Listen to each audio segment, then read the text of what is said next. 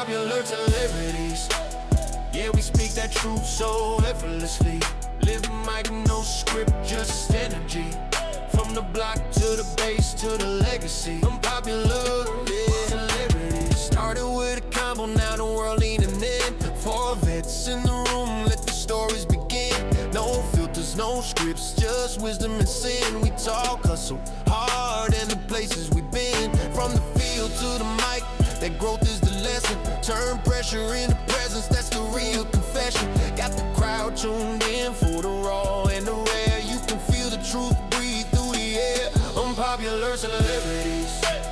Yeah, we speak that truth so effortlessly.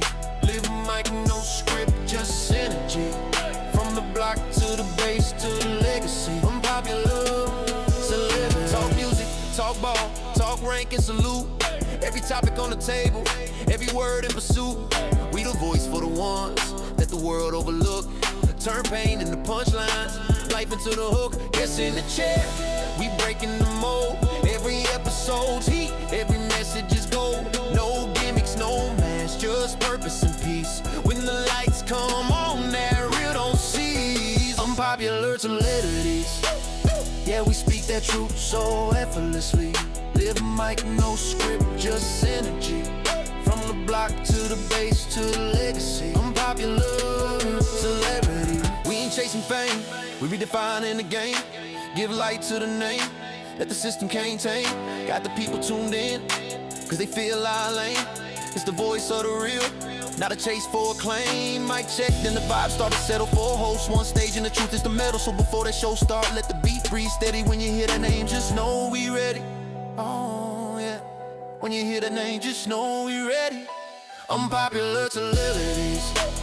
Yeah, we speak that truth so effortlessly. Living like no script, just energy. From the block to the base to the legacy. Unpopular celebrities.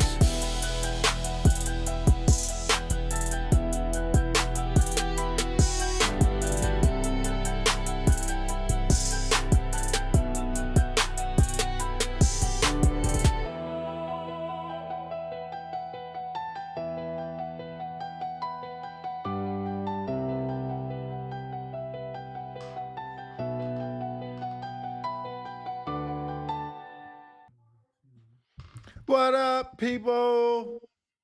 We back again. What am I echoing? What is going? Am I echoing on your end? No. All right. Well, I'll just leave it where it's at then. What's up? What's up? Who's texting me? What's good? Good. Hold on. I gotta do one Right. thing. Boom, boom. Pretty excited today. I don't know why. All right. Boom. All right. We got everything working as I best. wonder why. I know why. Okay. All I know right. why. I wonder why. I know why. Oh man, Life is a lot better when you get some good news. it's another good Saturday Sunday. Shoot, man, I thought yesterday was Sunday, and now I think today is Saturday. I'm all toe up. What's up? I don't know how to say your name, but let me see if I can get this. At 3NP dash backwards E6X. You sound like you're Elon Musk baby. Are you Elon Musk baby? All right, but what's up, man? Welcome coming to the chat. Thanks for coming in. Welcome everybody to Unpopular Celebrities once again. But DC do a lot better than me, so take it away. Peace, human beings. Peace, human beings. It's your boy Philly DC here on another lovely Sunday. The day the Lord has made. We thank you for being here with us. Whether you're working out, about to watch the games, cooking up some grits, eggs, and bacon, or maybe you're at church and you got us in one ear and on the other side of the ear you had the sermon. Either way, we appreciate you being here with us on this lovely Sunday. Like I said before, I am Philly DC. This is Pete, who is also the engineer. We have Jessica Player and Dell Brown as our members as well. We are your Unpopular Celebrities team with another podcast. So if this is your first time joining us, welcome. We ask that you make sure before you hit the door, like, share, and subscribe.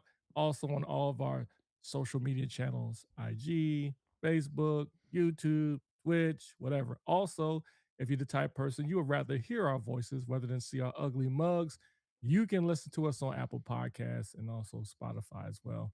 Drop us a like. Let us know how you like the show and how we can improve it.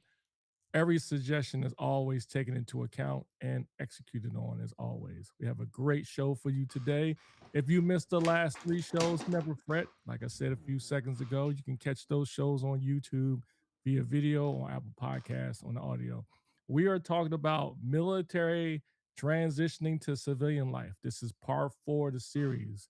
Again, we did the 3 parts the past previous shows, the past 3 Sundays, and this is part 4. This may be the last show on this topic. It depends on how far we go. Um, in all honesty, it is a very large subject, a vast subject. There's so many things to get into, but we're going to do our best today. We have a couple of different topics we're going to talk about. Out of the 2 of us, P has already transitioned, officially crossed over into the bright sands or the burning sands of retirement dome. He has his 214 or whatever ID card and all that. He is no longer a member of the Air Force in the active duty capacity. Whereas myself, yours truly, I am still part of the Air Force. So I'm just coming near the end of the part 4 session. But anyway, enough of that. I'll pause there for your comments before we move on. Nah, good introduction. Like he said, I could grow the beard out officially and ain't got to worry about being called back from now on. So we'll see how it goes. But yeah, DD 214 in hand, retirement ID card in hand. A lot of good things, a lot of okay things, a lot of different things. But if you joined us for the last 3 parts, you know about a little bit about retirement. I think we skipped over some things, but if y'all got some questions while we going through this, let us know. Charles Davis, thanks for coming in here as always. Great weekend because the Eagles are on the couch. They've been on the couch for 2 weeks now, so it don't matter. They'll be looking at 2027. Speaking of football, the Atlanta Falcons have signed their new head coach. Finally, an offensive head coach, so we'll see what happens. Last time we had an offensive head coach, we made it all the way to the Super Bowl where we got waxed by the Patriots. But we'll see if we have a better outcome for this one. We will see. But yeah, another any word on if they made that other decision about the Falcons? What other decision? About to kick them out the league? The Canadian Football League. Any thoughts on that? Yeah, so that has came down, and as a unanimous vote, they are going to stay the NFL and in the NFC South. Terrible. Where we would be the champions next year. Anyway. I heard you guys are thinking about enlisting help from all corners of Atlanta. We will take anybody right now. Yeah. We will take Dominic Peterson from the couch of Phoenix, Arizona to come if he can do anything productive for the team. So anybody, we are having open tryouts for the Atlanta Falcons until the start of next year. We're looking for any and everybody. So I heard y'all next receiver name is Diamond. That's fine. Hey, we'll take her too. Him or her too. Hey, it doesn't matter. We taking everybody. We want the first female to come play NFL and play for the Atlanta Falcons. If you could play, come on. We take come on. It don't matter. It does not matter. Oh man, that's funny. Okay, we digress, man. We can talk football all day, but this is not what this show is about. So we're gonna press on. So as I said, part 4 of this series. This is when you finally are about to cross over into, I would call, the burning sands of retirement. You know, as some of you folks who are retirees that would call DD 214 blanket. Oh, never heard of that. Yeah, shoot, all the time people are like, oh, I can't believe this is like this in the military. I, for one, sleep comfortably in my DD 214 blanket. Oh, I have heard that. Yeah, when you put it like that, yeah. Then you have your folks with your retiree hat that says Iraqi freedom veteran, Afghanistan veteran. I have PTSD. You don't want to mess with me. That's great. I never see that. Yeah, I thought that was, they have some with the t-shirts and stuff. So I thought that was interesting. Curious. It's kind of sidetracked, but it's not. Now that you've transitioned over, do you plan on partaking in some of those traditions? None of them at all. I didn't even know it was a tradition, but none of them at all. Really? Yeah, I'm not even gonna put veteran on my license plate. Wow. I won't be putting no bumper stickers, no back window plate stickers, none of that stuff. Nothing at all. The only way you'll know is if you ask. So you don't foresee yourself at the BX stopping little kids, telling them about how the military life Yo, is? you know what? I might do that for fun, just for fun. I might try it one time just to see what it feel like. Stop an old first sergeant or you do. Oh man, I was a shirt. I Mhm. might do that one time or a defender. Who a defender? I might throw a who a defender out there and just see how see how the reaction is. You're not gonna pull over to the side, walk up to the gang arm like, "Hey, when I was a defender back in the day, we knew our post briefing." Nah, nah. I ain't gonna mess with none of the defenders at the gate. But oh, if I see you at the BX, it might be on. It might be on. If I see you at the shop at getting a tornado, it might be on. He said tornado. Tornado. I might, I might hit you with the horn defender. That's funny. Devon McCoy, shout out to the Ravens, who also got rid of their coach and was quickly signed. But anyway, we won't talk about football. I'll keep digressing. Oh, quick disclaimer. Last thing about press. Some of you who may watch this are wondering why I'm wearing this jersey. For two reasons. One, this is Eric Dickerson, one of the greatest running backs of all time. Number two, this is the team I'm rooting for the rest of the NFC playoffs. They play today, the Los Angeles Rams. Shout out to Matthew Stafford and crew.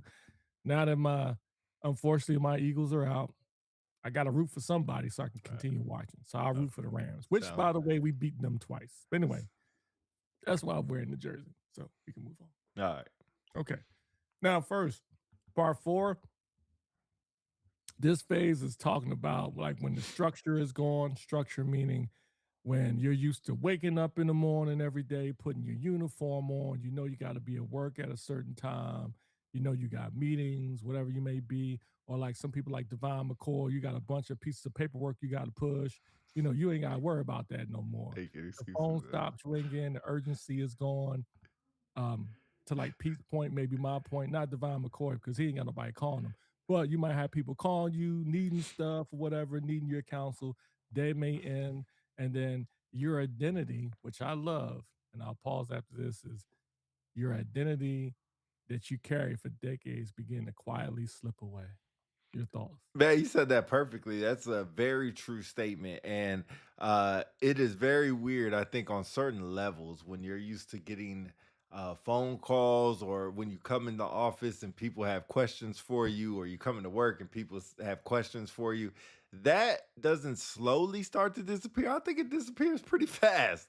I think it happens quite quickly. What it does is a very big shock.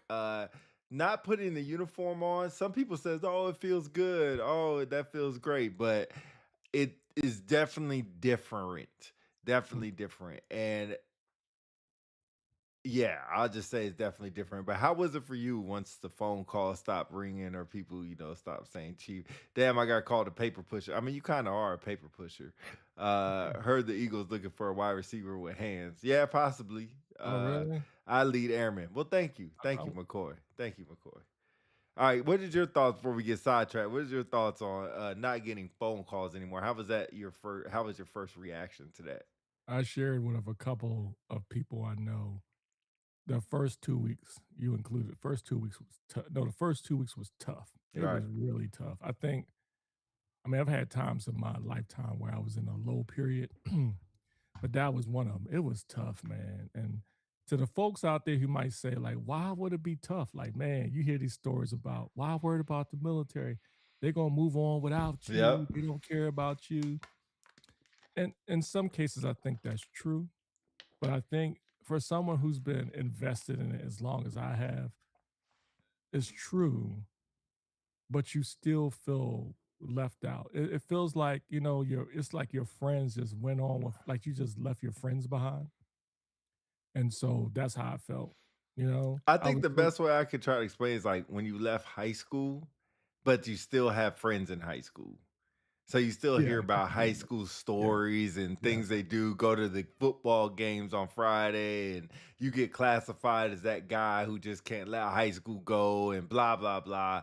Like, I think it's sort of similar to that, but it is a very weird feeling. How was it for you for not waking up and putting on the uniform? Oh, it was really weird. I'm used to ironing my uniform every day, but Yeah, last time yeah, I yeah, ironed was, golly, I think my transfer of responsibility. No, the day before that, yeah. and I miss it. I do. I think it at first it felt good, but then it's just like, man, like I ain't got nowhere to go. Like I ain't got nowhere to go. Luckily, I had a surgery, so I was in convalescent for a while, so I was laid up on the couch anyway. But then it comes to a point where it's just like, man, I got to put on civilian clothes every day. A question from the audience, DC, how long were you in? 32 years. Ooh, we. I told DC he can starch what? Starch and itch by doing my records. Oh, scratch. Scratch the Come itch. on, I never sent you my email. My bad. I'm gonna text it to you now. I'm sorry, man. I was supposed to. Dang. I'll look at your records if you want, Devon. Don't worry about it. Yeah, don't bother. You might not Hey, want to send it to him. Yeah. quick response. Good to go. GTG. That's all I'm saying back. GTG. GTG. Yeah, you gonna get Good to you go. gonna get an Good to auto go. response. GTG. GTG. Submit. Hey, good to go. Yeah. But yeah, so I think the structure is weird to give up. Driving somewhere is weird to give up. But I think you have to don't rush to get over it, but you will have to get over it. But no need for rushing. Hey, if you feel like you still want to go into work, just don't bother people. I think that's the whole thing. Like if you feel like you want to go in there because you got something to do, like if you got to go do some out processing stuff or go to medical or whatever, and you want to pop by your job, I feel like there's no problem. Pop by your job. Yeah. I won't say that's wrong. I guess my approach would be I think it's best that you I can identify with simmering in it. There's something about accepting the feelings that you're going through, your emotions that you're going through with this transition. I think that's very important. No need to hide it, no need to try to dismiss it. Accept it, but then you quickly for me, I had to quickly move out of it because I've had a couple of people share with me before I did my ceremony that this was going to happen. Mm. And it hit me like a ton of bricks the first day after the retirement ceremony. Everybody was gone. And really, you were the only one calling me. I had like every once in a while, I have some people call me, but you were obviously my dude consistently calling me. Outside of that, that was it. And the silence was deafening. Hmm. You know what I mean?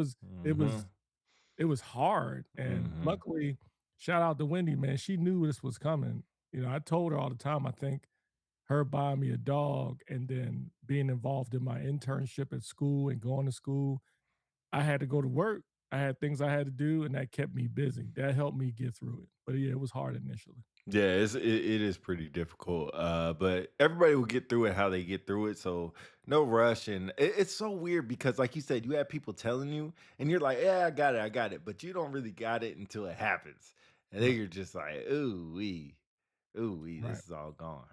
right. And I But think so this stage also, when you're going through those emotions, I think you're also starting to question whether you made the right decision or not too. I'll start with finances. it's a I good think we one. mentioned in a previous show, when you make this decision, you should already think ahead of time whether financially you're able to do this anyway. You're going to have to get out sooner or later. No one can stay in forever. But when you make that decision, you have to start thinking, one, you're not going to get a paycheck twice a month anymore. You're going to get one time a month. Two, there's a possibility of having additional income through VA disability, whatever, but it's not automatic. So that is something for that. And we talked about that in part three of some of the things you can do to help get you to that point because, and maybe you may share some of this, but if you're able, if you have the physical and mental ailments that will propel you to potentially get a high disability rating or the crowning jewel, the true north, the star in the sky Mhm. 100%, So that is a heck of a benefit that you can get to add to your retirement. I'll pause there. yeah. Charles Davis says, so tell us without telling us you shed tears. 20 plus is a long time, so I get it. Thank you. Yeah, I did. I'm not gonna lie. I'll say this and I'll be quiet. Yeah, I had a day where I had to let that process. It hurt, man. Like it's not the Air Force fault, but it's like, think about it, ladies and gentlemen. I came in at 20 years. And those 20 years, the Air Force has been in my life. I've had 2 kids while being in the Air Force. I was married for 30 years. My wife and I have been married for 31 years, going on 32 this year. All of it has been in the Air Force. Traveled the world, deployed, see people die, good friends of mine, troops of mine passed. It was hard, man. So yeah, it's hard. Can we go back to the finance piece real quick? Yeah. I want to put something in perspective for you for your years, but you could do it for your own years. So you have been getting paid on the first of 50. You know how many paychecks you got for 32 years? How many? 832 paychecks. Mm. That's quite, and consistently, I don't think, besides maybe a couple years where it might have been late or you got a half because of whatever happened. I don't know if you ever experienced that, but I know for me, I had like a half check one time and then it came another half a couple weeks later because of what was going on with the shutdown and stuff like that. But 832 consistent checks on the first of 15. And then one day it just stops. So when you get out on the 15th or whatever day it is, you won't get paid. And it is a weird feeling to whether I don't know how people do their finance, where they get a message that says you got whatever amount money add to your account, direct deposit, or you go in there and look, or you're about to pay your bills and you see your money, blah, blah. It's not there. And anytime a paycheck doesn't come, you go to finance and be like, yo, I didn't get paid. But this is something you have to prepare for is not getting paid. I had people call me as a shirt that retired and was like, "Hey, when am I going to get paid? When am I going to get my retirement check? When is it going to come?" It's like, God, dog, like you have to be really prepared. I'm not saying you have to have a 9-month emergency fund ready to go and tap into that, but at least a couple months. Uh, what is your thoughts on selling leave or burning it? Ooh, that's a tough one. Because then I'm pretty much saying I was a hypocrite. Because I would tell Okay. people never to sell leave because Right. leave is valuable, it's time off. But I think that thought process changes significantly when you're about to retire. I think you're gonna have plenty of leave, Yeah. meaning you're not going to work. Right. So if you have at the bottom line, I think you need to budget in. You're gonna need some time to process. Don't sell your leave just to go back to work. And we can get into that in a little bit later as far as Okay. folks who retire and they go right to work. Mm. But there's a significant financial advantage for you to have some leave, 15 days, 20 days, 30 days to sell back. And what they'll do is for some people who are financially savvy, who has a significant amount of savings, they may not need to sell leave. But for some of you folks that are living paycheck to paycheck, no shame on that game. There's a Right. lot of us that's doing it. Right. But if you're in a strap for money, this is a perfect time to sell back that leave to give you a bit of a buffer. That was gonna be my response is if you said it perfectly. I'll just repeat echo what you said. If you are living paycheck to paycheck, save up some leave, do some skill bridge, or just work until the end and then sell it back. And people will be like, no, it's your leave, burn it, use it, take some time off, handle you some time off. I get it. But don't forget, you're not going to get paid. It's going to feel different when you don't get that paycheck. Whatever your paycheck is, 1,000, 2,000, 3,000, 4,000, 5,000, whatever it is, it just feels weird not getting. I'm not saying you're gonna be in a hole, but it's gonna feel weird. Shout out Chief Hall who's about to retire. Hey, when'd you retire? I think it's February 6th, but make sure I know because I need to put that in my calendar so I can show up. Having a budget is so important. I'm experiencing that now. I also feel you on the 20 plus years, plus 20 years. Yeah, yeah, yeah. Shout out to Daniel Hall. He's a good dude, man. Yeah. Good dude. So yeah, definitely had that financial piece squared away. And yeah, hopefully you just have that squared away. That's the best thing I can say is have it squared away. If February you 6th, I got you. if you don't, then now it's time to like, I have this, I firmly believe sometimes when you make a mistake, especially a long mistake, at some point you got to stop beating yourself in the head. You're going to have to go to work and come up with solutions. So this goes back to selling your leave. You've got to recognize this early enough so you can make that decision to sell it back. And to Pete's point, you keep working or whatever, you may have to sacrifice some early time at terminal. Now, if you need the terminal leave because you're relocating or Good whatever, point. then factor that in. But if you don't have the savings, selling back that leave may help you out significantly. And I think it's that thing. Hold on, McCoy said, I understand where people come from for about not selling leave, but I look at it the payment as for form of over. That's a hey McCoy. That's a great point for everybody who's on here. Read that. It is a form of overtime. And people would be like, I'm sitting at home, I'm still getting paid. Why would I do that? Because the paycheck is going to stop. You really have to forward think. And it's not going to stop forever because hopefully you retire with honorable. Hopefully you get your retirement check. It's not going to stop forever, but keep yourself a buffer for those 30 days, 15 days that you're not going to get a paycheck because it just feels weird. It really Right. does. It really does. Right. You were saying about not going to work right away, or about going to Yeah. work right away. You want to touch on that? Before I get on that, one Uh, more thing about the finance piece. You also have to get to a point, and that's I'm kind of getting my head of myself because that's a little bit later. I mentioned you only get one paycheck a month. That's also if you unless you get VA disability, but you only get one paycheck. So if you don't have a budget, I'm not judging you. You're gonna have to start making one now because mm. this idea of I'm gonna hold to the 15th to do this and the 20th, you don't have that option. Some people prefer getting one paycheck a month. They want Some it all people at do once. that in the military, which is kind of Yeah, weird to me. yeah, it's weird. But you're really gonna be have to be intentional on factoring in that. Now, as far as going back to work right away, I know a couple of good friends of mine who I won't mention his name, but it's a gentleman I respect dearly. He's a fantastic leader, and he worked to the very end. He took off his uniform. The next day, he appeared in the suit Mm-hmm. and was an SES. Mm-hmm. So he went from an '06 to an SES. So, hey, well deserved, super sharp guy. But dang, man, like I just feel like everybody's different. Some people like the chase to continue to make money, to continue to have a responsibility. It's almost like a drug. You are used to being that person, that man, that woman who has that position in that rank. And the idea of you transitioning and not having it is can be very is very it makes them afraid to be in that space. But then you have an opportunity, someone's going to offer you a GS position at either the same rank equivalent or higher.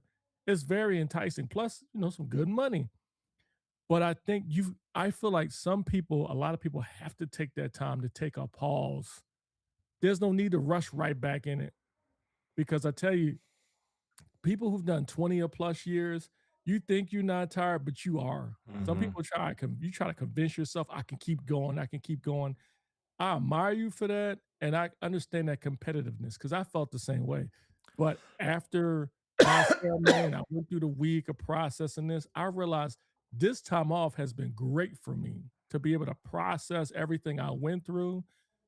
You'll find you have hidden emotions, issues, trauma that you didn't realize was there because you suppressed it.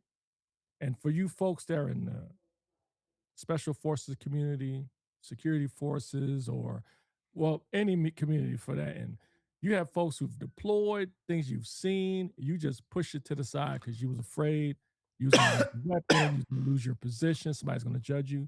Now's this time to work through that because what you don't want to do is carry that over to the end and you take off the uniform. Couple key points. Martin Foster, shout out to him. Do you still got the podcast? And apologize if you do and I haven't seen it. So, but hopefully you still do. But shout out to him. He said, I went 2 months without a paycheck after retirement due to being impacted by shutdown. Possibility, it sucks. Josh Hoore Wells. Am I saying that right? Josh Hoore Wells. I pushed out my retirement date a few months just for that financial part, savings and relocating the family and escaping Los Angeles. Ooh, yeah, that's Mhm. tough. That's tough. Charles Davis said, I switched to one paycheck a month a couple of years ago once I got over 20 to prepare. Smart. I would hit the financial little button for you, Hold on a but second. smart. Yeah, yeah, I got it. Hold on. Smart, smart. DC, you're right. I'm tired as hell. That's why I'm talking and keeping my leave. Yeah, yeah, yeah. Taking and keeping my leave. Okay. Hey, what's the podcast name again? Please put it in there so people can follow that. Um, we Hey, what up? What up? What up? I love I love the picture of Kanye on there. What's good with you? But I do think there's something about going back to work because to your point, I have a good friend that said that his biggest regret was starting work right away. He should have took some time off. Mm. And so I took time off, you took time off. So I think there comes a point where enough is enough. And I think I've reached that passing the torch. Thanks. That's Martin Foster's podcast. If y'all want to check that out, Shout out to passing Martin. the torch. Charles Davis, that was smart, Charles, for switching your paycheck to once a month because that's the first impact I'm going through. I haven't got my retirement check yet. That'll come hopefully February, but not getting paid on the 15th is a trip. Dale, what's good? Dale Brown in the Dale building. Brown in the building. What's good with you, bro? You can still come on here whenever you want. Yeah, Open whenever you're invite. ready. Yeah, but hope everything's good with you and everything going on out there in Germany. Uh, but yeah, switching to one paycheck, and then you don't have to go back if you're financially set up that you have to go back to work. If you have a job, I won't say turn down a job to take a break, but hopefully you can explain to your employer like, yo, I need a couple weeks off, need a month off, whatever it is, reset, and then maybe go back to work. But definitely, like Philly said, reset. There needs Yeah. to be a reset phase because it is very weird after your retirement to like, what do I do now? I can't Yeah. go. I don't want to go into work because I don't want to be that guy. Like, yo, you retired. What you doing here? And- You and- review your records? You yeah, help yeah, with yeah. decorations? Yeah, and yeah, take a tactical pause to reset. Whatever that means for you. Go to the casino every day, go play golf, go to the gym, whatever that means for you. Sit on your couch and, be a bum for a couple days. Eat fruity pebbles, whatever, all day. Like reset yourself. Reset, and however long that takes is up to you. Different for everybody. Yeah. Okay. So moving on. So I think the other thing I'd like to bring up too is not only the finances part, and not only Martin Oh, says I did an episode with Shane Pilgrim discussing financial resilience. Yeah. that's what's up. Check that out, y'all. The other thing to consider too is what's next in your career, in your lifetime. So you have different things to consider. You have some folks, shout out to Luz Hollis, the greatest shirt in the world. Second Samel greatest. Brown. You freaking hater. No, she's the greatest shirt. in the Second haters. world. Second greatest. Yo, Luz Hollis is like Justin Jefferson. You're like Todd Pinkston. I don't even know who Todd Pinkston is. Okay, I'll put it in better perspective. Luz Hollis is Tom Brady. You're like that quarterback on the Broncos, the backup. That is crazy. Okay, well, I digress. Then you got Samel Brown, who's traveling the world with his family. Mhm. And then you have certain folks like Michael Will. Holland, child of Michael Holland, Eric Blanco, and some Corey that are doing stuff outside the civilian community. And so the reason why I bring that up is you're going to have to decide what's next for you. And I would tell people, I would caution if you assume Yes, that a the only disrespect. thing you can do is what you did in the military. I would ask for you to rethink that thought. You are more than just what you've done in the Air Force or any military service in that matter. If you came in as a defender, doesn't mean you have to do defender work when you get out. If you came as a personnel, it's the same way. The only thing is look at those skills as an addition to your portfolio. Because you're going to find when you start to really look at what you did in the military, it translates to other fields. Case in point, for me being a defender, I assume I just, could do security work. My graduate degrees or undergrad degrees is in psychology and criminal justice, and I'm working on the social work piece, right? So a lot of people point towards their degrees, what they can do on the civilian sector. But being a defender or being a maintainer or being a personnel and you're a senior NCO, you can translate those skills into human resources. You can translate those skills into project management. So consider that when you try to figure out what you're going to do. I'll pause there. Yeah, Martin, let us know, man. We're always ready to go on somebody else's show and tear that thing up. We're ready. Daniel Hall says, "What up, Chief? If you ever come on the podcast and don't say what up to me and say what up to somebody else, we gonna have problems." DC, to your point, what about Devon McCoy? I think he's only like a one-trick pony. I think pushing papers is really where he shines. I don't know if he's able to do different things, so you gotta be careful. No, that's not true. I think Devon would do well as like a Capital Guard, Oh like a yeah, Capital DC hey, he guard. You does know have a what I'm saying? good point. He You know said how you you ain't. raise up the little drop arm? I think he'll be good at that. Yeah, hey, he said you ain't defended a base in 12 years. That's a good point. That's a good point. I That's ain't a gonna great. say nothing to that. That's a God great bless you. point. God bless you. God bless you. Oh, it's all right, Chief. You at least said what up. The other chief said good morning to you. I am appalled. I'm borderline pissed off, but a little bit appalled. More appalled than anything. But yeah, back to your point. I think the important thing, and maybe back me up on this, is degrees. Get a degree in something you want to do, not in what you're doing now. What is your thoughts on that? It depends on what you're into. I think what it really boils down to is what would motivate you to get out of bed in retirement.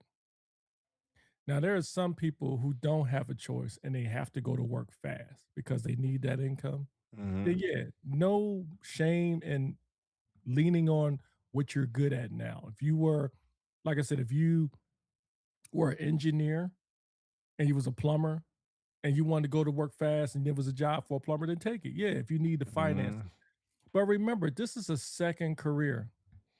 And I want to get into this in a second too about the perception of folks who retire in the military when it comes to your spouses or your friends, their thought process on it. I would love to get into that in a second. But anyway, this is a second career. Some of you are going to be in their late 30s, early 40s, mid 40s. Me, I'm in my 50s. Whew! You think I want to sit out and guard a gate on my feet? You Or I was want to good. carry boxes? You good Hell at. no, You good at no. that. That could be I your ain't calling. doing that. Home No. Security Forces. My brother, let's see, Charles Davis says, my brother retired Army MP and started a private security business. Straight, used his military skills in the field, but with business acumen. This is a great example of leveraging what you know into a business where he doesn't have to guard anything. He just watches people do it. And it's his own business. So that's a great way of thinking about it too. I'll pause there. Yeah, Dale says, have y'all heard degrees get you the interview, but certificates get you or certifications get you the job. Use that Air Force cool. I haven't heard that, but I will say that possibly podcasting is moderating CCTV. Just kidding, don't do yeah. That's funny. I haven't heard that, Dale, but I can imagine that that could be a thing. Depending on what field, it all depends on what you want to do. And the world is your oyster, or however that saying goes, the world is your playground, whatever you want to say. And being that it could be a little bit overwhelming because it's like, what now? You have so many avenues you have to go. And I think the biggest thing is everybody knows is networking. And you have to be okay with being humble enough to put yourself out there and say, I'm willing to take a step back from what you were in the military for the civilian life. You're not I'm not going to say you're not. I don't want to speak in absolutes, but it's going to be difficult to go in somewhere and be in charge when you haven't done that before. Or even if you've done it in the military for 20 years. and to be out and be like, "Hey, I'm here now. Put me, in charge of these people." They're like, "Yo, bro, wait up. Yeah, I need you to, slow your roll." And they won't say that, but you big might have to humble yourself. When I retire, I feel like I want to be completely removed from the military. Devon, is that what you're saying? Yeah, that's why I gather. I hope not from life. Like you just want to be a hermit, just, No, shit. just Probably live, military. just live in a cave somewhere. But Yeah. I yeah, I know you said you want to get into another point, but I just don't know. It's so many different ways you can go, and it's very difficult because it's so wide open. And timing is important, right? Right place, right time, opportunities. All these things have to align to get you in the right spots.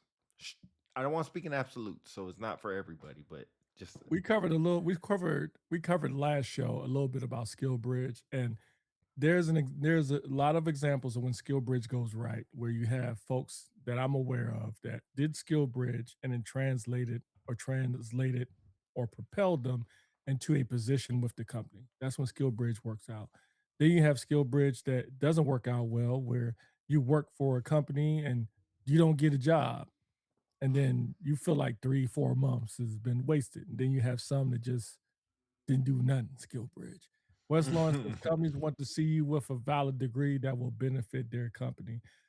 Um, I would say I agree. let's touch on that. And full transparency, I'm not very well skilled in this or knowledgeable in this area because I'm still, on active duty and actively looking for stuff out there. But I would tell you my experience. I've seen folks, I won't mention Got names, but bears. I've seen folks get positions not being not having a degree in the job that they're in and not having the skills that they're looking for, but they got hired because on the strength of them being in the military, and mostly because the interviewer or the person was digging who they were. Mm-hmm. And that goes back to what Pete was saying about networking. You'll meet people who know you don't have the qualifications, who know you don't have the degree in that field, and they will hire you. You think about it, you've got people who are in human resources director positions and they have a degree in criminal justice. All right. You got people in human resource director positions and they have a degree in psychology, bachelor's degree, but they got hired. So I'm not saying, Wes, you're wrong. You are right in some aspects, but a lot of it is, I think the number one thing, and from in my point of view, and I'm curious to hear what you think, and I'll be quiet after that, is your your networking. Like how people perceive you is so important. And I was telling my wife the other day about, Khalif Wright, former chief master on the Air Force, and she was like, it's about, oh, he was a CEO at Air Force Aid Society and stuff, and Mhm. that's amazing. I said, babe, he was former chief master sergeant in the Air Force. She's like, oh, I'm sure that ain't the real reason why ain't the only reason why he got it. That's true. But you think when you work for an organization and you serve the Air Force and you're the former chief master sergeant Air Force, you don't think that's a huge win for the company? Right, right. And for Mhm. somebody who is arguably the most popular chief master sergeant Air Force of all time, next to Mm, maybe Chief Gaylord, that's a mhm, huge win for the Air Force Aid Society. So mhm. that's a good example of having the right personality and the right street cred, I guess, for a bad way of putting it, to be able to walk in a position to get hired out Paul's there. Especially when they're trying to recruit young people. Mhm. And while he was in, his big main focus was on the younger airmen and being able to reach them on the social media piece and things he was putting out. So yeah, I think that's like you said, it's a lot of it's networking who you are and where you're at. My take is not an absolute.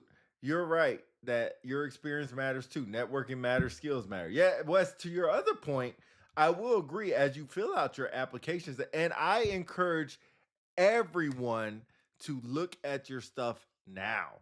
Whether you're getting out in 10 years, 2 years, 5 years, just go on LinkedIn and apply for a job and just read the requirements and see if you fit those. And if you don't, what kind of things can you start doing now to fit those? If that's what you want to do. If you want to do an HR piece, some will say bachelor's in human resources. So if that's what you want to do to help you be competitive, if you don't have the networking piece, then maybe get those skills that would help you out. So I encourage everyone, whether you're 2 years out, 10 years out, 5 years out, not if you got 18 years out, but if you're over the hump, I will say go on to the LinkedIn if you want to get a job when you get out.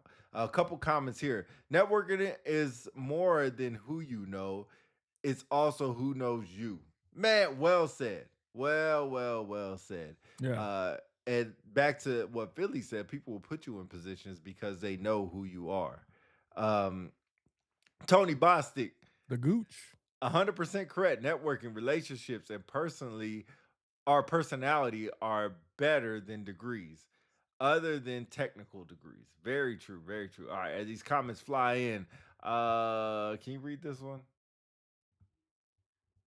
In life to live abroad, specifically with You went out for a second. amongst Oh, there many you go. You're back. things to include online work if I want. That's great. I know a lot of people who migrate to the Philippines to Hmm. live there. Low cost of living. Pete, I need 2 pages of Harry Potter book during your. Hey, no problem. No problem. As long as I can pick the two and I can practice, I got you. Certification are more important. Okay, that's what Dell says. Certifications are more important than degrees. Can you read this one? From Alicia, I have a sociology degree, but I have the job I have due to leadership experience in maintenance.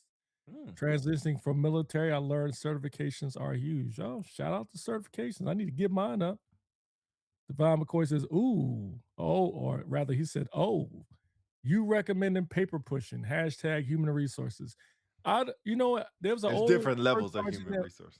there's an old first sergeant work for me named Letitia Bright, and I saw her LinkedIn page, a quote that I was like, man, I need to steal that. She said, putting the human back into human resources. I think that sums up Mm. what human resources is. It's not just paper pushing.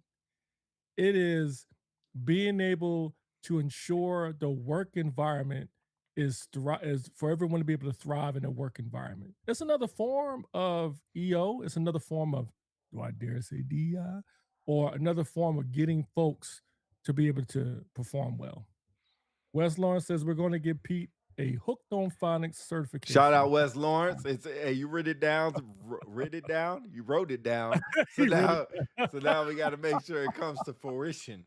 Appreciate that. The Hooked on Phonics certification. I'll see it coming to my front door pretty soon, or email pretty soon. So I appreciate that. I'll make sure I complete the full 2-week course or whatever it is, the CBT. uh, But yeah, so I wanted to let's get I want to continue down that path talking about employment. One thing I discovered, how many of you out there have a LinkedIn page and you have never touched it? You just did it because you heard about LinkedIn initially, you put your picture up there, you did a couple of things, but it's just you in a military uniform. Not saying nothing that's bad. But one thing I noticed when I retired, yo, I had to change all that. You know what I mean? Like when recruiters look at your page daily looking for people for jobs. And if all they see, I'm guilty because I haven't changed mine yet because I haven't found a picture I like yet. But if your page says strategic leader, leader of airmen, defender killer, or whatever, like Defender LinkedIn Killer not is Facebook. crazy. LinkedIn is not that to me. That sums it up right there. LinkedIn is not Facebook. That is not the place to share the same things you would put on Facebook on LinkedIn. I'll pause there. Yeah, I mean, you keep going. Chad Golf, shout out to Yeah, him. what's up, bro? He said LinkedIn before it was cool. Yeah. Now, don't get me wrong. There are folks who use their LinkedIn page and they still talk about what they do. I applaud that because in a way, you being in the military is a What way up, to Chris? still promote yourself on LinkedIn. So if you're doing great things in the military, leadership wise, um, innovative wise, yeah, you keep putting it on LinkedIn because recruiters still looking at that. And you have people who you serve with or used to serve with still follow you on LinkedIn.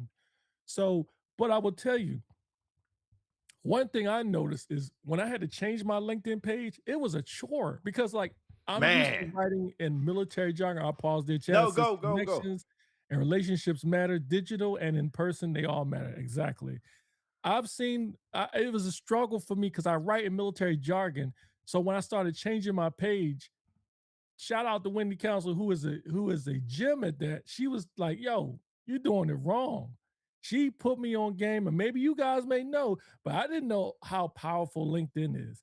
And for you folks out there who don't have LinkedIn Premium, if you're not already signed up for the program for you to get LinkedIn for a year because you're active duty, you need to do that. But I would caution you and say do it when you're getting close to a year out so you Mhm, can effectively use it. I got a year LinkedIn Premium for free when I was early chief, and I didn't even use it. mhm, It was pointless. I'll pause mhm. there. No, that's a great point. When you get that LinkedIn Premium, I don't have that, and now I gotta pay for it. So been kind of waiting to get it. Market yourself, not out of arrogance, Market, but huh? market. That's what I I'm said. sorry. Market I'll be yourself. quiet. You Oh, said mortgage. I did market yourself, not out of arrogance, but because of your value and what you offer to others, not just employers. Great Mhm, point, Chad. Shout out Chad Van Cleek Golf. Convert your language to civilian speak on LinkedIn. mhm. That's kind of what we just said. Facts. Uh, I forgot your other point where you're correcting that to yours. Please use it to correct one of the first things major companies ask for is your LinkedIn. Okay, I get it. I get it. Can you read this one? Oh, Alicia says, Northrop I Grumman. see LinkedIn is good for networking when posting for work.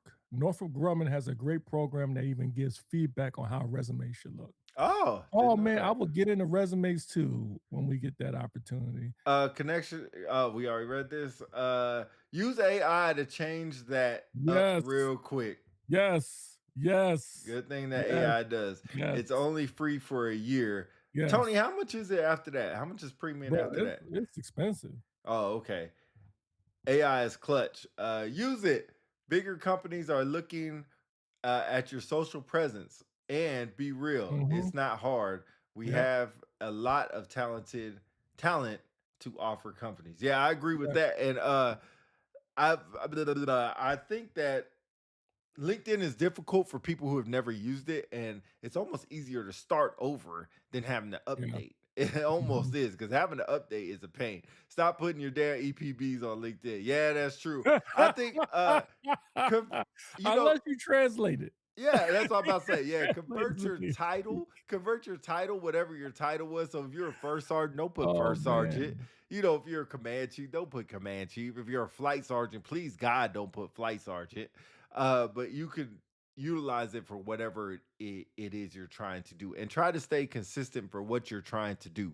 If you're trying to get in human resources, you don't need to put down that you're a flight sergeant and that you did 12 tickets, or that you are a desk sergeant and you dispatch 900 calls. That's not going to get you into the human resources Yeah. phase. Alicia, you said that Northrop Grumman looks at your resume. Can you put some more information? I'm actually trying to get my resume looked at a little bit more. There, and I'll ask you this, Philly. There are resume builders out there like resume.co. AI does resume builders. What do you think about that compared to doing your own? And when I say doing your own, like from Yeah, scratch. I think any tool is valuable. I am not a nothing against folks, but I would not pay someone a incredible amount of money to do your resume. What I would you think it's pay somebody? unnecessary. I wouldn't, but if I had to, I wouldn't pay no more than a couple $100 Okay, because about the same. to somebody that put in there earlier, um, AI tools is great. If you know how to use, the key is knowing how to use AI. And for folks that may think, who are anti AI, AI is going to conquer the world or whatever. To me, AI is like any tech tool of technology. You have to know how to use it properly and accurately. Mhm. If you can do that, it's huge. It saves you so much time, and it's a great way to fact check your resume. One thing I learned from Wendy is like, and this is for GS jobs, but this also applies for the civilian world. When you look at the job title, take out what it says, like in the GS sector, it'll say key skills and abilities. You take that and you compare it to what you have and your achievements, and you write your resume based off of that. It's the same the way you would do your EPB, right? You take a look at everything you've done in your award package and your decorations, and you translate it into your enlisted performance report. It's the same way for resumes. And in the civilian sector, it'll say stuff like what you have, and it tells you all the things you should have. It says what sets you apart, and then it tells you all the things you should have. That is Mhm. a great way to identify if you're the right candidate. And here's the other thing: even if you're not, apply anyway. Mm. Apply anyway. Most jobs you get in with the interview. I Mhm. promise you. Specifically, order of importance in having a clear with the date of investigation. Very important to put with relocating. You need an outside look. I promise you. What do you mean an outside look? Like You more than talking just about, AI? yeah, outside the military civilian look. Here's what I caution, right? Here's what I caution. There is nothing wrong with having somebody outside look at it. But just remember, if you remember, like when you remember you folks out there that send your records to people and you get different thoughts of how bad your EPB looks for your records, Right, it's gonna be the same way for a resume. right. Everyone has different things. Now, it's valuable if you're about to apply to Northrop Grumman or Apple or Amazon or something like that, and you have somebody internally that works there that looks at it. That's valuable because they're speaking with authority and credibility because they work there. Right. If you're sending your resume to somebody who currently works at Target, but you're trying to get a job at Apple, you gotta wonder about the feedback. That's just my personal view.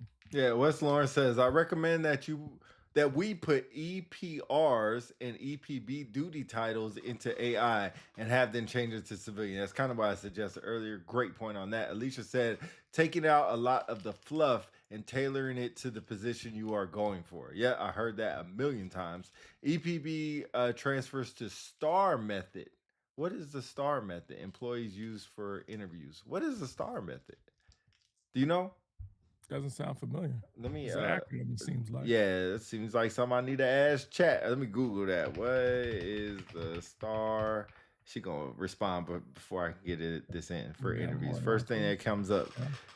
Yeah. Structure framework to answers. Let me see if it says situation, the task you face, actions you look, and positive results you achieve. Yep, Pretty she good. yeah, Is that correct, Alicia? yeah, she said, Situation, task, action, result. yeah. Is that what chat said? That's what she said. Yeah, that's what Google said. Okay, well, there you go. There you have it. Mhm. Hey, while we're Interesting. doing this, if you guys like this conversation, do us a favor. If you haven't already, go ahead, click like down at the bottom. You know what I'm saying? It helps the algorithm out. And if you're not subscribed to us on YouTube, which y'all waiting for, we're doing so well on YouTube. You can help us out with that. Continue to do that so we can continue bringing shows like this. Now, moving on. So we talked about resumes. I would say let's talk about myths and facts. Okay. Facts of fact.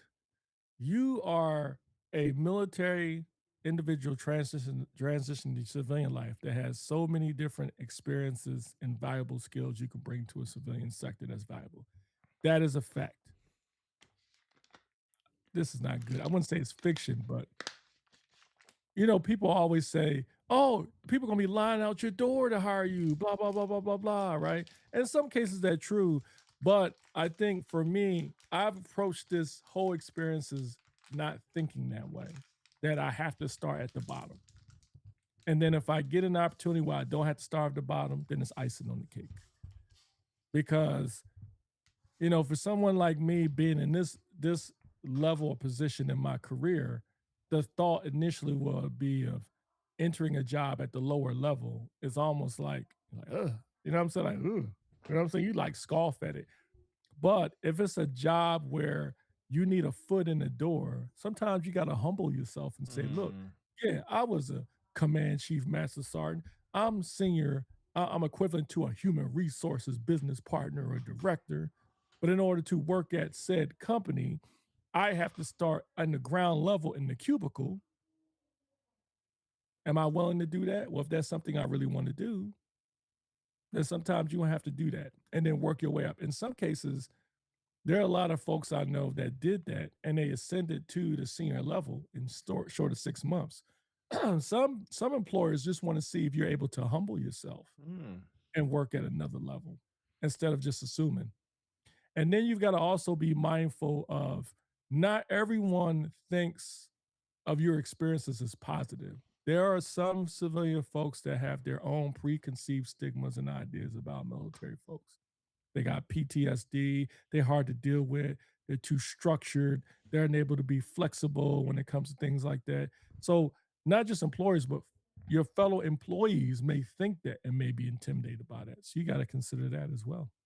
Yeah, Tony Boston. I'm trying to wait for his comment to pop up. So since it's not, I'll just go ahead and read it. So many senior leaders struggle with that. I have seen it firsthand. They've forgotten how to work, and it shows tremendously. Yeah, I think that's important to know that it is cool. And we all know people that have left the military and went to six-figure jobs. Like you just said, your SCS, SES. yeah, SCS guy. I'm sure that's somewhat close to a six-figure job, if not is. So we all know people like that. It happens, and shout out to them. But I think, unlike the military, or like the military, it's about timing. That position has to be open for an employer to fill it. So if stars align when you get out, you get your resume, you're good for the position, and the position is open, boom, you can get right to it. But unless you're searching for 1,000 different companies and trying to find which one's open, sometimes you might have to take a step back to take two steps forward later, which should be okay. It should be okay for everybody to do. But just remember, the position has to be open. It's almost like the military. If you want to say you want to work protocol, but protocol is full, they're not going to hire nobody there. You have to wait for protocol to open, still be on the base, have the retainability to take the position, not be hot for a PCS, not be hot for getting promoted. You know, a lot of things have to align for those positions. Same thing for the civilian world. Same exact thing. Yeah. And then be prepared for, I won't say disappointment, but I had this thing I always say is revise and apply. You don't wait for one opportunity. You put in for one position and then you keep going. Sometimes some people will put in for that one dream job they see and they wait on that one. In some civilian sectors, you may put in a resume, you may hear nothing.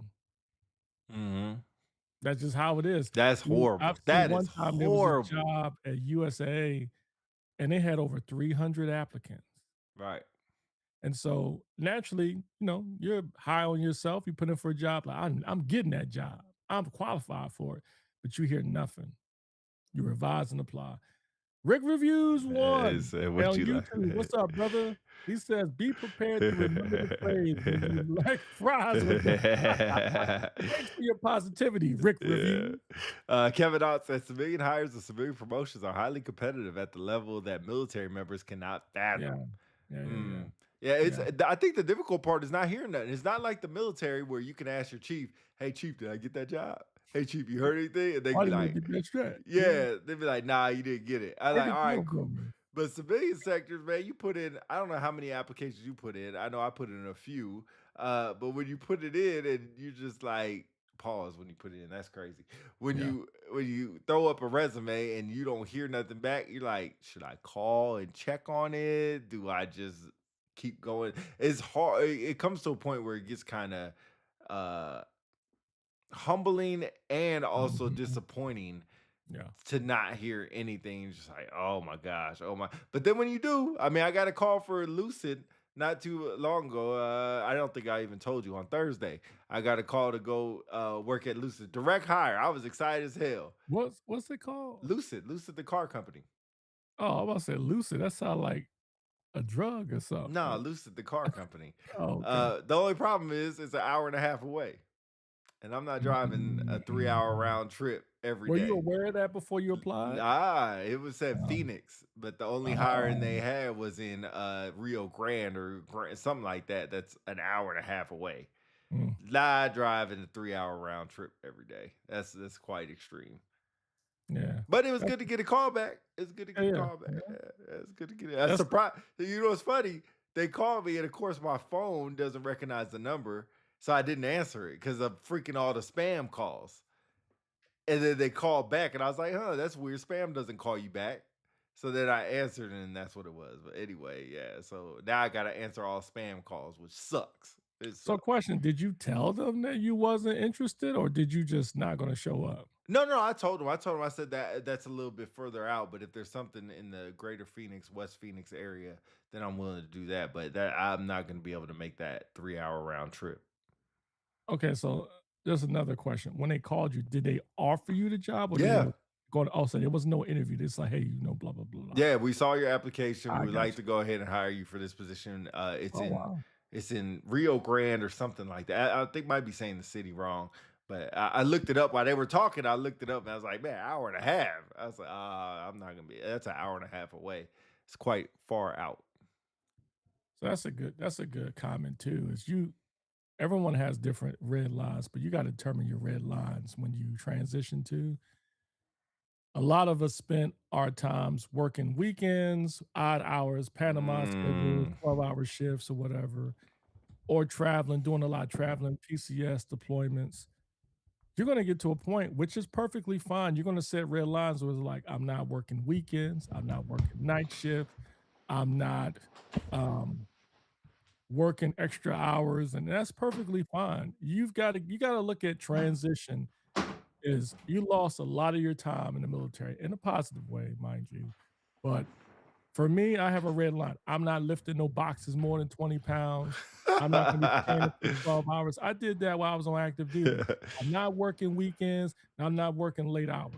Now, I will do it for the job in moderation. But if the line remarks in the job says you must work on weekends, I'm not putting for it. There was one job I thought would have been perfect for me for my second career getting into social work and mental health. And the red line was working Tuesday through Saturday. So that means you're going to lose. Am I willing to lose my Saturday?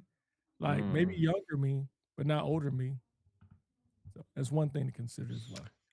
Oh, could always accept a position to get inside the company and later transfer once you've proven commodity. Once you're a proven commodity.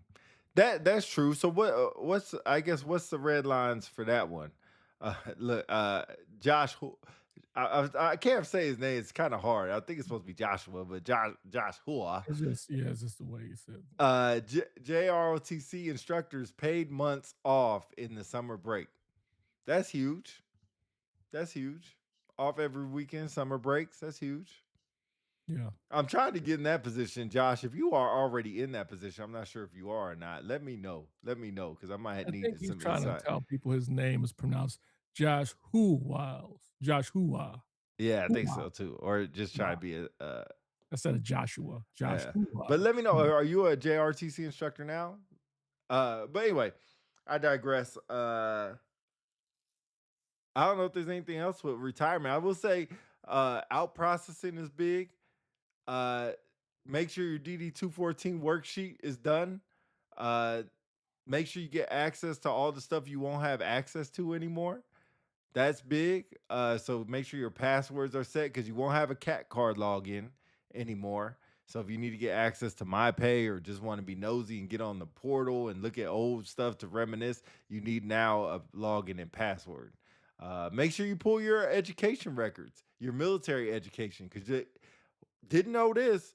Once you're out the military, actually, I did know this. Once you're out the military, the education office can't pull it.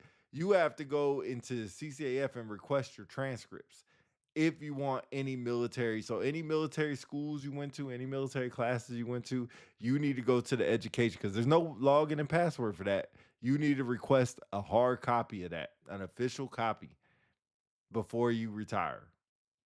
So there you go. Some nuggets that people don't say. We mentioned the last show about your medical care. Oh, Charles Davis You just said it. you're really gonna have to. Did you guys touch on healthcare after? No, but we can get in that in a second. But I was gonna say this is your time when you decide to retire. While you're active duty, your last 6 months, you need to hit the hospital hard if you've got ailments. Alicia says you can get a military printout resume on My Vector. Yes, Oh, that's I was true. I going to forgot mention about that. that. You go on My Vector and you print out a form. It does a decent job. It translates what you do in the military to civilian speak. Yeah. It does a decent job, but it's still something valuable to have. Yeah. But your medical care, make all your appointments, get as much done as you can, because once you transition, that stuff ends. And now you're going to really have to pay for it. And what you don't want to do is put off a root canal Mm. or something major that the military could pay for in full. You can get first dibs at the hospital then when you're a retiree. So get all that stuff done now as soon as possible. Yeah, so a couple different things with the medical piece. Like if you need to get TRICARE or want to get TRICARE, and we'll just use TRICARE, you can get any medical coverage you want. But paying a monthly enrollment fee, or excuse me, I think that is a monthly enrollment fee, a one-time enrollment fee, a monthly fee, and then copays are all tied into that you do not that I mean for the last 20 years have not had to pay a copay anywhere you go, and now all of a sudden have to pay a copay is definitely different. And that could come right out of your retirement check like an allotment so you don't see it. But if you want your family to be covered, the enrollment fee for that for I think TRICARE is around $700 for TRICARE Prime. TRICARE Select is a little bit more. Those are two options you have. You could Google that if you want to know the difference, but kind of the difference is TRICARE Prime, you still go on base, go see a PCM on base. TRICARE Select, you could select where you want to go, but is it a lot more expensive? And you have to pay copays every time you go. So when you're in line with people off base and they be like, hey, you have a $20 copay, and then you go up in line and be like, all right, go ahead and have a seat. Now you're going to be the $20 copay person. So just remember that. Just remember that. And specialties are more important. So like your mental health piece, that is pricey. That is Mhm. pricey. Yep, Pricey. yep. And then let me see. Let me look at my notes, make sure it's something I'm not missing. Um, I think Pete captured the majority of the stuff. I don't know if he wants to get into more of the VA stuff, but if not, one thing I would say is be mindful of the timelines as far as when you get your last paycheck. We already talked about finances already.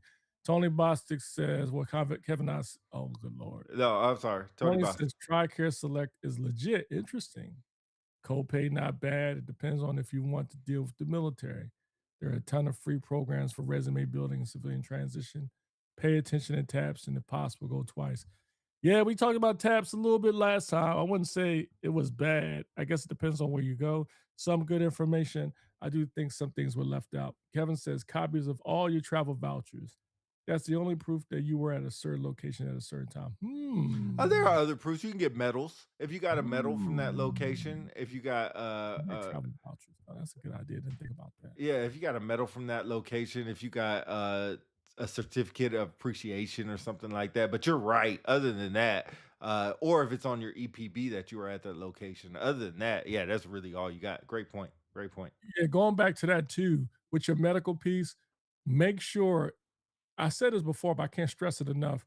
Get your medical enough medical stuff done prior to you transitioning. Because here's thing that something to think about.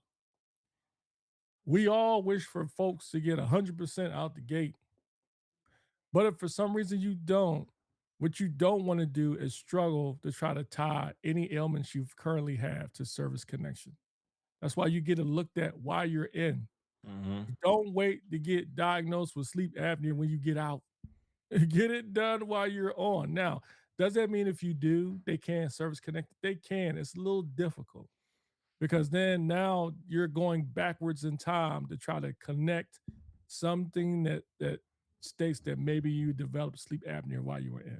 Yeah. But it's a lot easier if you do it when you're on active duty.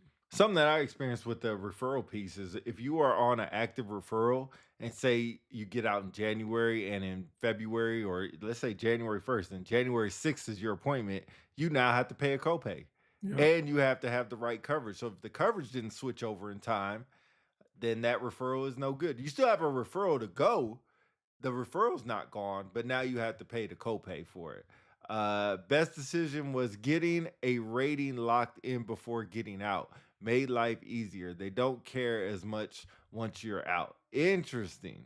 That's Interesting. true. That's true. That is true. Let's see. So you have that, and then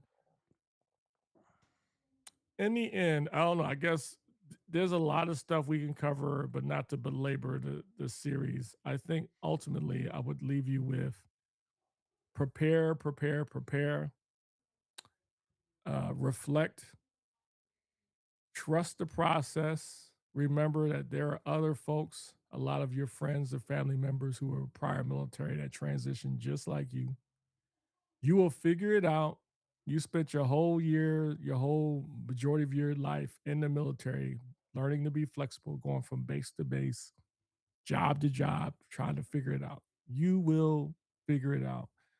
Don't be afraid to reach out for help Man. for people that you know that you trust, because Hmm. you're going to have, I was sharing this with Pete the other day, you're going to have some people that relish the fact that you're in this position and now they're in a position where they can make decisions, and they relish the fact of almost throwing it in your face instead of making it easier. You know what I'm Yeah, saying? yeah, You know yeah, how you know how somebody was trying to figure out how to get at the top of the hill yeah, and they finally got up there and all they had to do is just reach a hand out and pull you up, and no, they want to say, keep going. yeah, I made it. You're yeah, gonna run into people like that. yeah. I would tell you, be very careful of those people. Avoid them if you can. Find a person that had a rough time getting up the hill, but they're willing to put their hand out and pull you out. Those are the people you want to stay close to. Tony B says he leaves a website link. Ton of info and taps. Most people are lazy and don't read. Gooch, be easy on people. Gooch, be Nah, he's easy, right. He's man. right. He's right. You know what? I need to get a big shout out to Tony Bostic while you on here. We had a conversation at ET's retirement ceremony that really helped out and led me to where I'm at now. So, Tony Bostic, if you remember somewhat of the conversation, just everything's gonna be all right. Just stuff like that, networking and stuff like that. Thanks for that. But I still need help with the job piece. So if you could help out with that, I appreciate that. But yeah, I don't know if you want to do episode 5. If we have something else to talk about or something we forgot about, maybe we'll swing into that. If not, we can press on. But I think it was a good 4-part episode. Maybe we'll do 5 parts. Push it out a little bit early and see if we can get some more people on here, ask some questions and stuff like that. But definitely, man, reach out to people, man. And people don't know if you need help unless you tell them. And so the part that's hard is humbling yourself. Humbling yourself. We all get out at different phases in our life, whether you're 30, whether you're 40, whether you're 50, whatever it is, and where you've been at. But definitely reach out to people. Just talk. Just open your pause. Just open your mouth and start talking and see what comes out of the conversation. A lot of it you're not going to get the answers you want, but sometimes, like I've given Tony Bostic some love, just a conversation helps. And of course, my man Philly DC, we tap into each other pretty much every day because we're going through the same struggle together. It is a very big help to have somebody going through it with you, but it's a very big help to have somebody just to talk to and just BS and vent and get this off your chest, talk me off the ledge, whatever it is. Have somebody that can help you out. Yes, be humble, but committed to your journey. It will work out, and keep 3 mentors on standby. 3 is a good number. 1 is good Mhm. if you got a good one, but 3 is probably a better number, definitely. Uh, Josh said, hit me up on the side if you want info on JRTC. I'm going through the process now. Good luck with the process. Good luck with that. We also have Jess Player, who's the JRTC instructor on here. She's already in the seat doing the instructor piece, so she can help out. I'm sure she's willing to help out as well as I put her business out there. Do you want to go to football? I think we should while we have a couple more We minutes. can, but another thing that just came to mind. Even if you're not working, if you can't find something, if you're passionate about something, you can always volunteer and do nonprofit. That usually Mhm. leads to employment too. Good, yeah. Or you can start your own nonprofit. There's a couple of folks that created their own business. Like Todd Simmons, he created his own business, something he was passionate for, and is doing extremely well at it. And you have some people through connections, they work together and doing something they love. You just got to figure out what you really want to do and and then go after that. Y'all be all right. Kevin Knox says the Bears. I'm, Sorry, surp- brother. I'm surprised you didn't mention it, but just because it's your first job doesn't mean it's your last job. Oh yeah, good Kind of point. like a house, just because you Yeah. buy a first house doesn't mean it's your forever house. Yeah. Sometimes Leverage you have that. to You can always quit. get or You put don't in want your to keep 2 week, quitting, put in though. your 2 weeks, put in your 2 weeks. At least find something. You want to be like, yo, bro, what you been doing the last year? Man, I quit like 8 jobs, bro. Like, you Yeah, don't want to do that because eventually it's going to get out. Like, yeah. this dude's a quitter. You know what I'm saying? But, and plus it's time wasted. I think you would attest to this. I think when you retire, you don't have a lot of time. And one thing I want to mention before we go over into football, I thought that was the last thing, but this is even more vitally important, is your mind, right? You've got to take care of yourself, man. Here I am retiring in my early 50s.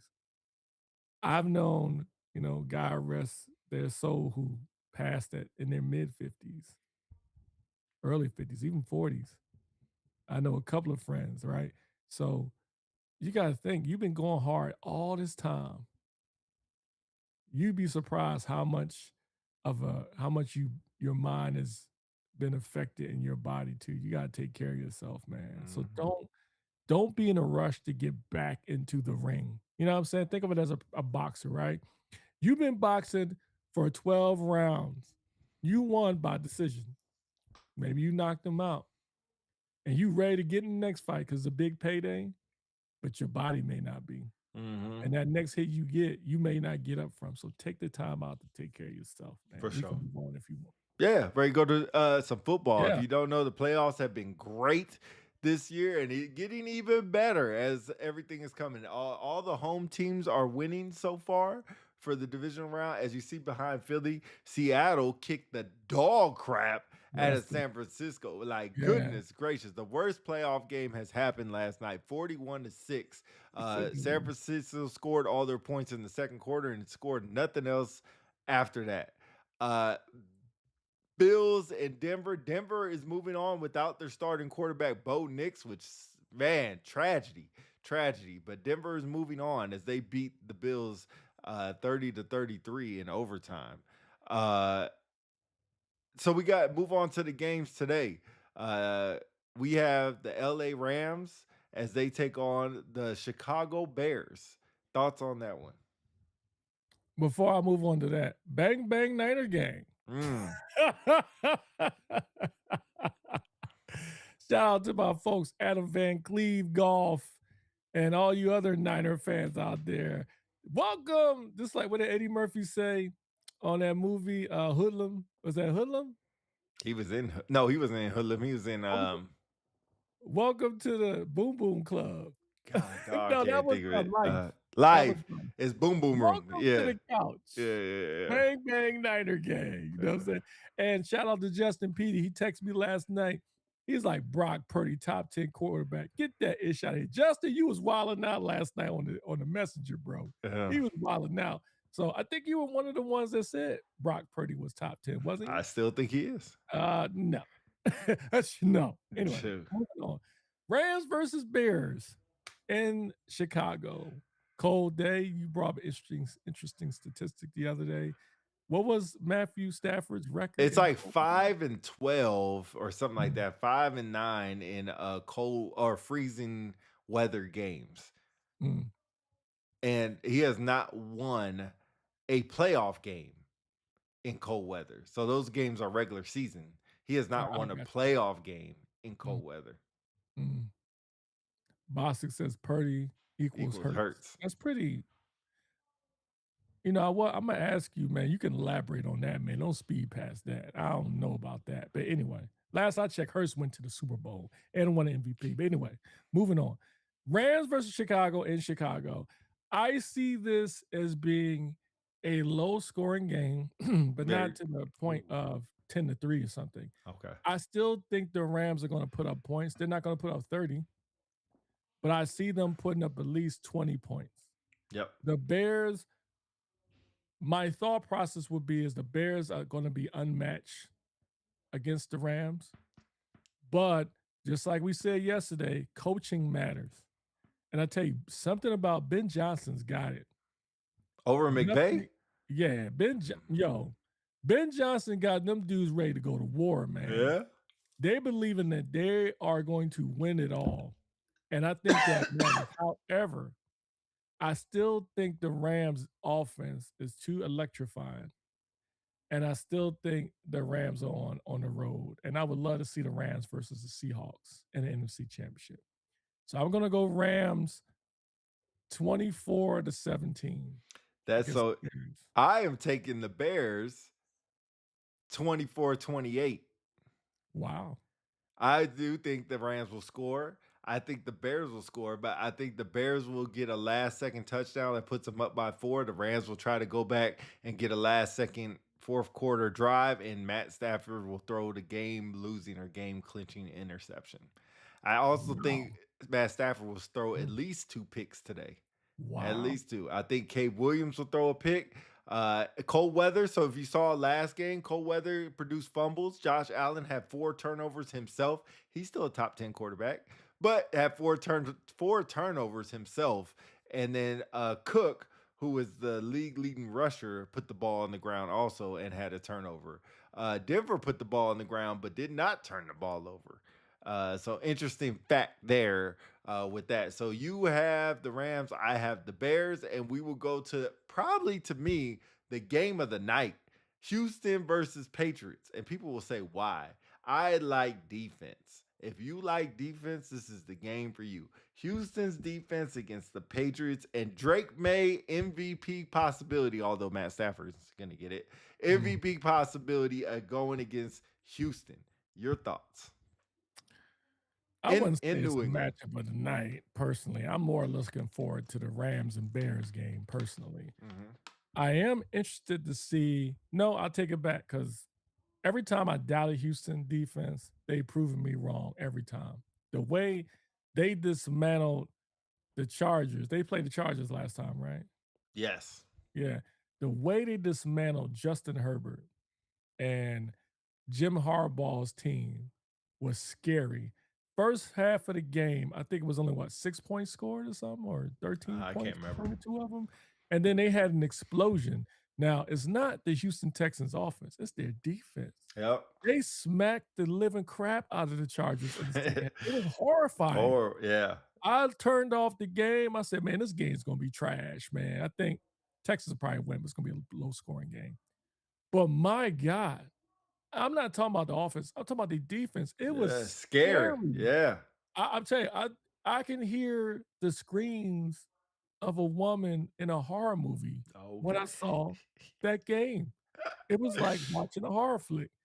And so, even though the Patriots at home, I think the Texans will be a problem for the Patriots. I do.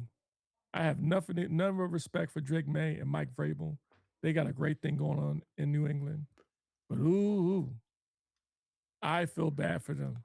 But that being said, I think the Patriots are going to win. They're going to end up closing out the game. They're going to win, I would say, 17-10. That's so. I was thinking the exact same score, and at the end, I switched to 17-13. 17-13. Yeah, Patriots. I think if the Texans win, it would be because their defense forced not only turnovers, but also scored. They're going to have to score because no Nico Collins. So Texans, they got their number 1 receiver. CJ Stroud struggled really bad last game. All CJ Stroud has to do is keep time of possession in their hands. So they're going to have to run the ball. They're going to have to not throw any turnovers and try to minimize the 3 and outs. Even if they can go 2 first downs and not score, or maybe get a field goal, it's going to be a field goal game for the Texans, and Patriots are going to have to score some touchdowns. Or it's going to be time of possession. So it might be a boring game as far as, a bunch of first downs. It's not going to be like, I think the Rams Chicago game is going to start slow and then have some explosions. Yeah, it's going to be an interesting game, but I just think shout out to Houston and D'Amico Ryans for that thing they did. They defense, man. But that comes to an end tonight. If Houston wins, they're going to the Super Bowl. Oh, whoever wins in the AFC is going to the Super Bowl. Yeah, you could say that. I Yeah. mean, you really think that the loss to Bo Nix kills Denver's chances? Oh man, the second string quarterback they put out a stat in 20 games. He's thrown 8 interceptions and 8 touchdowns in 20 Mm, games. mm, And none wow. of those were playoffs. So yeah, yeah. And they don't even have great wide receivers anyway in Denver. They have Oh, yeah, that's true. I don't know any of them. yeah, they have okay wide receivers, but they don't have great ones. And then they have two rookie running backs. So don't know. I mean, not really threat with that. It's mostly their defense, but their defense is not gonna now if Houston goes, man, that's gonna be the most boring game ever. It might be 3-0. It might be 6-3. Okay. But if New England goes, they might put up a 40 burger. Yeah, I would love that'd be a great segue. Who do you wanna see in the Super Bowl? Well, now I would like to see. It's funny because I picked Chicago, but I like to see the Rams. But the Rams versus Patriots is what I want to see. That's Yeah, a okay. throwback to when Yeah, Tom Brady won his first. I think that was when Tom Brady won his first championship. I could be wrong, I can't remember. but I remember the greatest show on turf. I want to say I'm about to look it up. Take us home somewhere where I look this up because I am pretty sure that was. Mm, yeah, it's gonna be an interesting Yeah. day today for the what's that? What? Yeah, 2002 New England Patriots upset the St. Louis Rams 20-17. Wow. Wow, that'll be interesting. Great point. Shout out to me for pulling that one out my Josh Hua says Stidham suck. ass. Denver is cooked. Yeah, cook, Now cook, wait a minute. cook them. Nick Foles won our Super Bowl as the backup. Nick Foles had a couple games before the playoff. He didn't come in the True, division. The true, division came and true. try to. And y'all had a great defense and a great offense. And a great I offense. wouldn't say we had a great offense. It wasn't as good as the one we won the Super Bowl. We didn't have Terrell Owens. We had Nick Foles. I can't remember. Oh yeah, we had Alshon Jeffrey. That's what we Yep. had. Denver Cook with extra Yep. Lowry seasoning. So, wow, that's interesting. And you guys think Denver is done Denver is done. all because I'm of Bo sure Nix? they know they're done. If they had 2 weeks, maybe. But the only thing that why they won yesterday is fucking freaking Buffalo had 4 turnovers, Mm, 5 turnovers. No, they have four. They have four.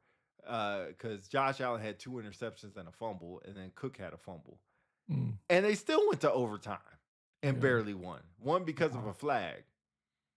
yeah. So don't have no respect But for wait a minute.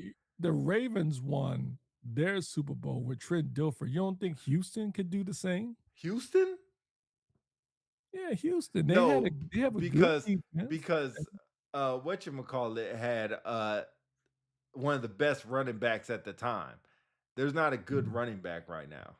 Oh man, good point. Rick Review said NFL faker than a WWE. Now, why would you say that? Man, that's Wow. now, come on, man. Now, Rick Wow. Reviews, this is a great point.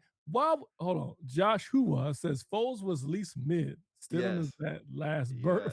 Yes. Yes. Yo, that's comment of the day, boy. That's a good one. Wow. 5 turn. Rick Reviews, think about it. Why would the NFL, if it was rigged, why would the NFL allow Josh Allen to depart the playoffs? Out of every That's a quarterback, great point. every player That's a in great the question. NFL playoffs right now, Josh Allen is the moneymaker. You think everybody cares about Matthew Stafford? I love Matthew Stafford, great quarterback. You think everybody care about Bo Nix or Drake May or Caleb Williams? No. Josh Allen is the last of what do they call it? The Mount Rushmore quarterbacks. There's no Mahomes, no Lamar Jackson, no Joe Burrow. I mean, he was last year's MVP. Plus, Buffalo never won a Super Bowl. Right. Think of the story if Josh Allen was able to propel them to the Super Bowl. Why would they do Yeah. that? I don't think they're faker than WWE. Nah. Yeah, Yeah, WWE is bad. Yeah. Anytime when you're about to hit somebody, they like, even 2 feet away from them, they like, it's not that bad. Now, basketball, maybe. Charles Davis says, when and how did he break his foot? Never saw a lip. I agree. I agree. I I don't know thought it what was a happened. celebration. I He thought went maybe to the it's bathroom, the toilet. yeah. What I was happened? like, was it the celebration afterwards? They never said. Like I was lost. Like broke a bone in his foot. Like what the heck happened? Maybe he took a trip to one of the islands. That's crazy. That's crazy. But anyway, that's our picks for the game coming on about 30 minutes. 30 minutes, I think. No, it comes on about an hour and a half or something. When's the game come on? Let me check. It comes on in no way it comes on. Oh, did they so the Texans Patriots comes on at 1 o'clock. So about an hour and a half. So sit back, relax, watch that. Chill out, enjoy your Sunday. Hopefully, some of y'all have Monday off for Martin Luther King Day, so enjoy your Monday. And we'll be back next Sunday. Don't know what we're going to talk about. Maybe we'll do part 5. Maybe we'll move on to a different thing. Who knows? Who knows? But thank y'all for coming out. Review all these parts on your wherever you find your podcast at, or go on YouTube if you want to watch us while listening to us. Whatever you want to do. Hey, shout out to the people I've talked to, and as well as Pete, that drop us lines of how the subject matter was beneficial to them, and also some ideas of other shows. We try to look at all topics, not just military, but we do get a lot of requests to talk about military topics. So you may see some in the next couple of shows. And as always, drop us a line. Let us know how we're doing, what we missed. This show, we do it for y'all. So we would love to hear y'all comments. We thank for y'all supporting us. I see there was a comment down there by Charles Davis. Who is your offensive coordinator pick for Philly DC? Even though I made fun of this guy throughout the last 2 seasons, calling him a cyber nerd or whatever, like somebody who's in a house living with their mom playing Fortnite, Mike McDaniels from the Miami Dolphins would love for him to be our offensive coordinator. Go Whoever from head it coach is, to OC. huh? He's like, go from head coach to OC, huh? Yeah, I think he's open to it because that will, if he does well, that will open him back up in the head coaching circle. I know he's had a couple of interviews, like with the Baltimore Ravens, to be their coach. I don't see Baltimore going with him. The right move is for him to go back to being offensive coordinator, do well, and then build the buzz, because whoever's the offensive coordinator is going to decide whether or not Nick Sirianni has another season, and Jalen Hurts, to be honest. So it's critical whoever we pick. Joshua Wells says, great chatting with y'all. Respect for staying active and putting that goodness out there. Oh, no doubt. We're going to keep going, bro. Till the wheels fall off, man. And that's actually because of you guys. So we appreciate and we thank you guys. So that being said, we will see y'all next week. We may do a show in between. If you're not subscribed on YouTube, go ahead and subscribe there. Turn your notifications on. We're going to really start getting into YouTube space. So it'd be great to see y'all when we start doing more shows on YouTube and stuff. And